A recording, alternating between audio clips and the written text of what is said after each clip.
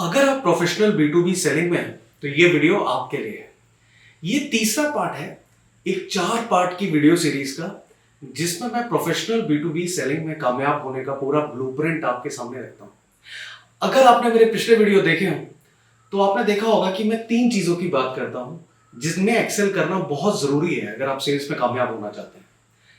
इसमें से पहला था फंक्शनल नॉलेज या प्रोडक्ट नॉलेज, जिसकी बात मैंने अपनी पिछली वीडियो में करी थी।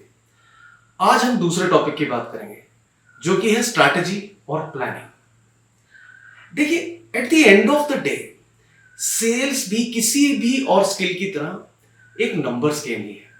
आप कितने एफिशिएंट होते हैं, कितने प्रोडक्टिव होते हैं as a sales person, to a large extent ये डिटरमाइन करता है कि आप कितने कामयाब रहेंगे। एक एग्जांपल से बात करते हैं। लेट्स से आपका कन्वर्जन रेशियो है 20%, विच मींस कि अगर आप 10 मीटिंग करते हैं तो आपको 2 ऑर्डर मिलते हैं।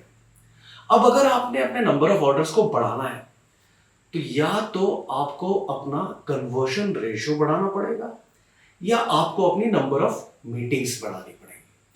अब कन्वर्जन रेशियो बढ़ाने के लिए आप काम कर सकते हैं सेलिंग स्किल्स पे, आप काम कर सकते हैं अपनी बेटर प्रोडक्ट नॉलेज पे, और आप काम कर सकते हैं रेलेवेंट कस्टमर से मिलने में, सही कस्टमर से मिलने में।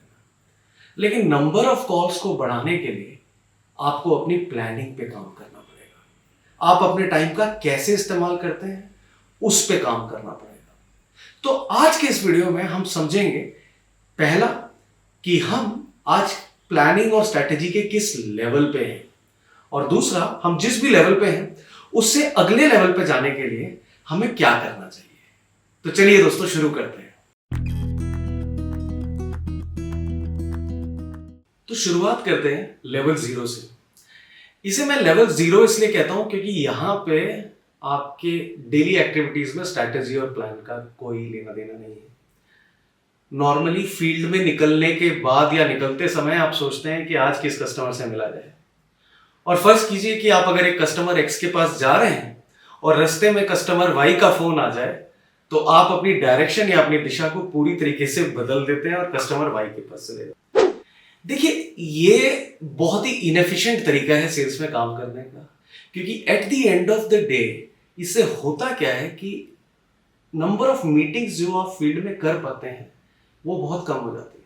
आपको लगता तो है कि आप बहुत मेहनत कर रहे हैं, बट रिजल्ट नहीं आता, क्योंकि eight the end of the day number of calls जो आप कर पा रहे हैं वो कम होती है। अगर आप इस लेवल में हैं तो मेरी सलाह मानिए, जल्दी से जल्दी इस लेवल से आगे निकलने की कोशिश करिए। और इस लेवल से आगे निकलने का सिंपल और स्ट्रेट फॉरवर्ड तरीका है प्लानिंग। अगले हफ्ते आप किस किस कस्टमर से मिलने वाले हैं इसका एक वीकली प्लान बनाइए, और इस प्लान को बनाते वक्त अपने सिटी की ट्रैफिक कंडीशंस, ज्योग्राफिकल कंडीशंस का ध्यान रखिए। मेरा मतलब, अगर आप एक दिन सिटी के एक डायरेक्शन में या एक कोने में मीटिंग्स करने जा रहे हैं तो कोशिश करिए कि अपनी सारी मीटिंग्स उसी डायरेक्शन में या सिटी के उसी तरफ रखें, ताकि आपके टाइम का बेहतर इस्तेमाल हो सके और आप ज्यादा से ज्यादा मीटिंग कर सकें। तो अब बात करते हैं लेवल 1 की। लेवल 1 में आप अपना वीकली या मंथली प्लान बनाने के बाद फील्ड में जाते हैं। आप जब फील्ड में जाते हैं तो आपको ऑलरेडी पता होता है कि आज आप कौन कौन से कस्टमर के पास जाने वाले हैं, और आप पूरी कोशिश करते हैं कि अपने प्लान को एक्चुअली एग्जीक्यूट कर पाए। अब ये लेवल काफी एक्सेप्टेबल तरीका है सेल्स में काम करने का। इनफैक्ट मेजॉरिटी, ज्यादातर सेल्स प्रोफेशनल्स इसी लेवल में रहते हैं। लेकिन इससे आगे भी कुछ है, और यहां पे मैं बात करना चाहूंगा पैरेटो प्रिंसिपल की या 80-20 लॉ की।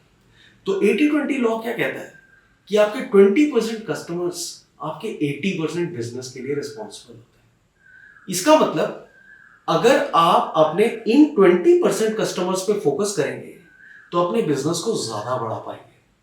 अब इसीलिए इस लेवल से आगे जाने का सिंपल और स्ट्रेट फॉरवर्ड तरीका है प्रायोरिटाइजेशन। तो जैसे कि हमने पिछले लेवल में प्लानिंग पे फोकस किया और हम लेवल 1 पे आए, अगर आप लेवल 1 पे हैं और यहां से आपको आगे जाना है तो आपको अपना पूरा फोकस डालना पड़ेगा प्रायोरिटाइजेशन के ऊपर। जब आप अपना वीकली या मंथली प्लान बनाएंगे तो इन कस्टमर्स को आप प्रायोरिटाइज करेंगे, इन कस्टमर्स पे आप नंबर ऑफ मीटिंग्स को ज्यादा रखेंगे, जहां से कि आपको ज्यादा बिजनेस की एक्सपेक्टेशन है। तो लेवल 1 से लेवल 2 पे जाने का तरीका है प्रायोरिटाइजेशन। तो अब बात करते हैं लेवल 2 की। लेवल 2 में ना सिर्फ आप पूरी तरीके से प्लान है, बल्कि आपने इस प्लानिंग को करते समय प्रायोरिटाइजेशन का भी पूरी तरीके से ध्यान रखा है। इसका मतलब ना सिर्फ आप पूरी तरीके से क्लियर हैं कि आप कल कौन कौन से कस्टमर से मिलने वाले हैं, मंडे कौन कौन से कस्टमर से मिलने वाले हैं, बट इसमें आपने पैरेटो प्रिंसिपल और ऐसी चीजों को यूज करते समय उन कस्टमर्स के पास ज्यादा मीटिंग्स एलोकेट करी हैं जहां से आपको ज्यादा बिजनेस एक्सपेक्टेड है। तो कंग्रेचुलेशंस, ये बहुत ही अच्छा लेवल है और काफी ही कामयाब लेवल है। अगर आप एक सेल्स पर्सन है और आपको लगता है कि आप इस लेवल में हैं, तो आप काफी अच्छा काम कर रहे हैं। लेकिन आगे क्या यही सीमा है स्ट्रैटेजी और प्लानिंग की, कि आप और भी कुछ कर सकते हैं? डेफिनेटली। अब हम बात करते हैं लेवल 3 की। सो लेवल 2 और लेवल 3 में ज्यादा फर्क नहीं है। लेवल 3 में जो सेल्स पर्सन रहते हैं स्ट्रैटेजी और प्लानिंग में, वो सब तो करते ही हैं जो लेवल 2 में है, बट वो बहुत कुछ नहीं करते। वो क्या है? देखिए, 2 तरह की एक्टिविटीज होती हैं जो एक सेल्स वाला करता है।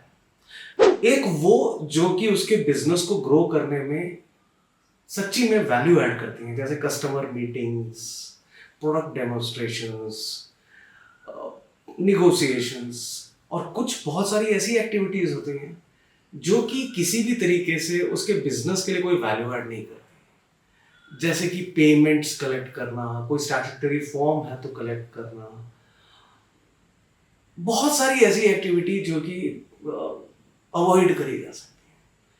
तो level 3 sales person level 2 sales person से बस इस मामले में सिर्फ इस एक पॉइंट पर डिफरेंट होता है कि वो ऐसी कोई भी एक्टिविटीज नहीं करता जो किसी भी तरीके से डायरेक्टली या इनडायरेक्टली उसके बिजनेस को ग्रो करने में कंट्रीब्यूट नहीं करती। तो ये है फर्क लेवल 3 का। मैं आशा करता हूं कि आप सब स्ट्रैटेजी और प्लानिंग के मामले में लेवल 3 पे पहुंचे। ये मैक्सिमाइज करेगा कि आप कितनी मीटिंग्स और कितनी सही मीटिंग्स रेलेवेंट कस्टमर्स के साथ कर सकते हैं, जिससे कि आपका बिजनेस और बढ़े। ये वीडियो पूरा देखने के लिए थैंक यू। और अगर आपने वीडियो यहां तक देखा तो ये साबित करता है कि आप अपने सेल्स करियर में आगे बढ़ने के लिए बहुत ही सीरियस हैं। अगला वीडियो भी जल्द आएगा जो कि होगा पूरा सेलिंग स्किल्स के ऊपर।